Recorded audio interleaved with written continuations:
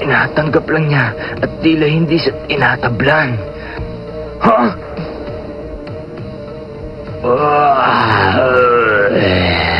Imposible ito. Ha? Lumalaki lalo si White Tiger.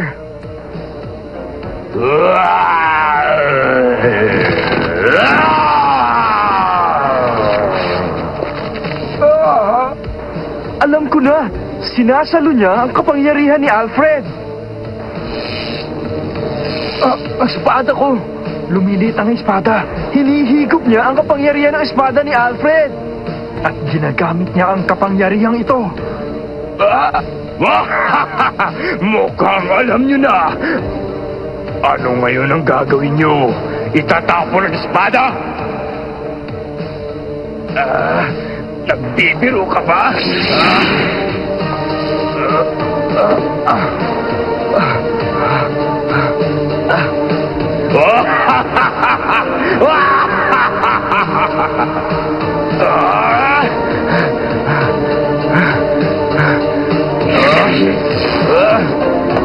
Huwag, Alfred!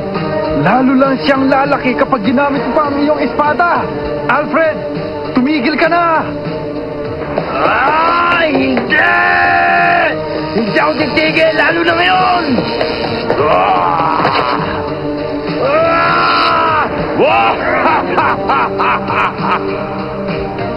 Si White Tiger sa pagkuha ng kapangyarihan mula sa espada ay lalong lumalakas at lumalaki.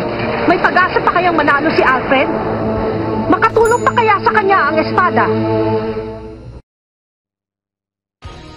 Spirit Detective Yusuke Urameshi and his fighting team have slipped into Maze Castle, hoping to wipe out the 4 Saint Beasts who threaten to invade the Earth. Heading deeper into the fortress, they encountered the second beast, a ferocious white tiger named Yako, who plans to rip them apart. Kuwabara is determined to squash this foe alone, but his spirit sword is somehow being used against him. Ang paghaharap ni Alfred at White Tiger.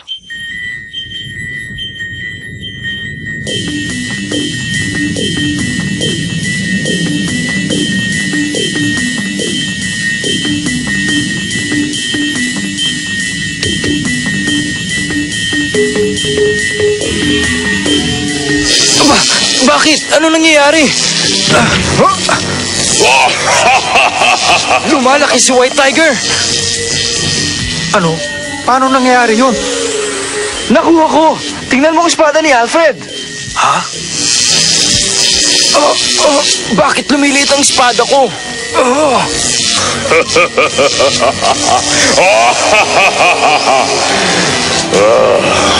Napansin nyo pala.